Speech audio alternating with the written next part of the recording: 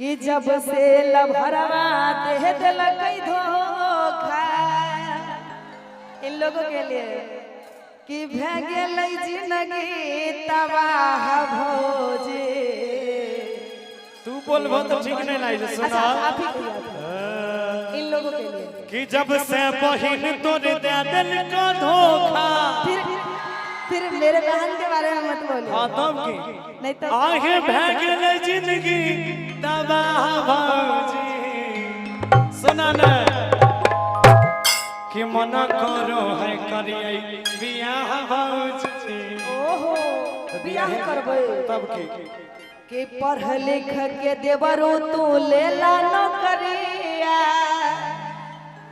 कि पढ़ लिख के पहले तू लेला नौकरिया आर मानिला हमर सलाह देवरो ए हो मानिला हमर सलाह देवरो और की ए जी नहीं करो अभी बियाह देवर ए जी नहीं करो अभी बियाह देवर ए जी नहीं करो आगे जब से बहिन तोरे दे दिल को धोखा। जब से लभरवा दे दिल को धोखा भे गेल जिंदगी तबाह भौजी। भे गेल जिंदगी तबाह भौजी।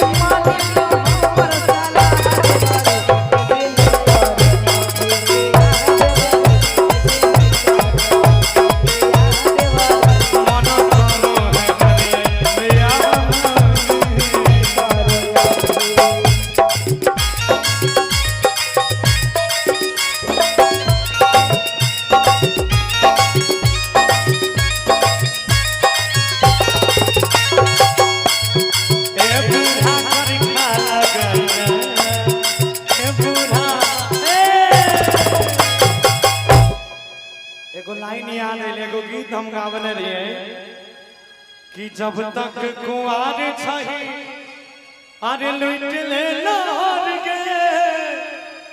सुन कि तोरा देख के एगो चीज याद आइलो कि गालों जैसा गाल है तेरा चुमने को दिल करता है।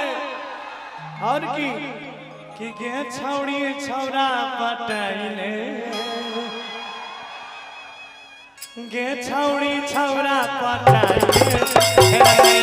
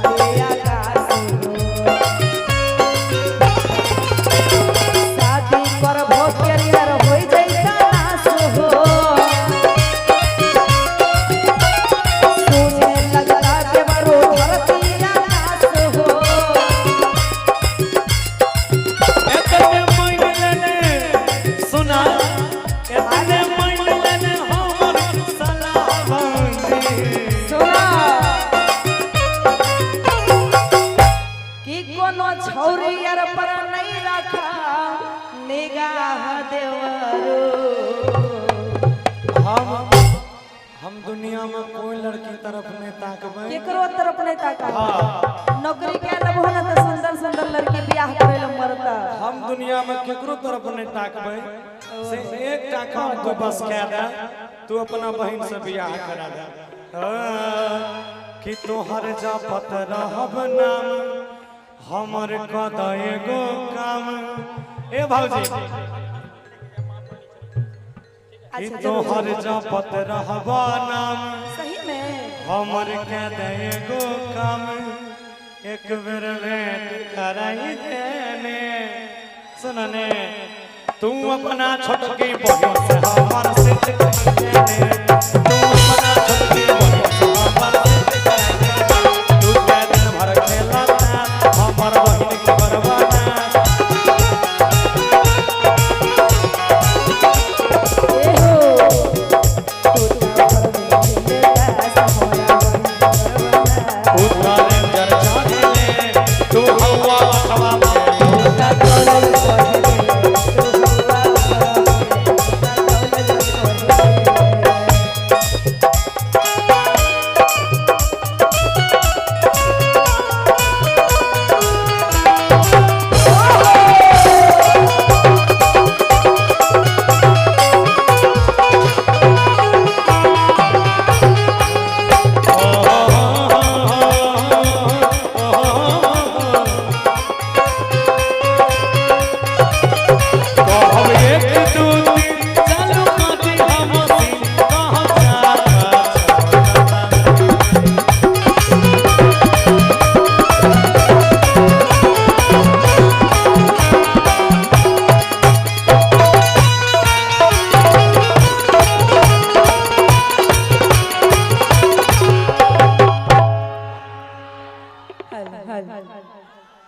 हेलो आगे आगे आगे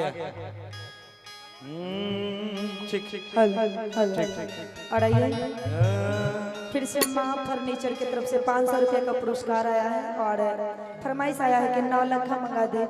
मैं क्षमा चाहूँ।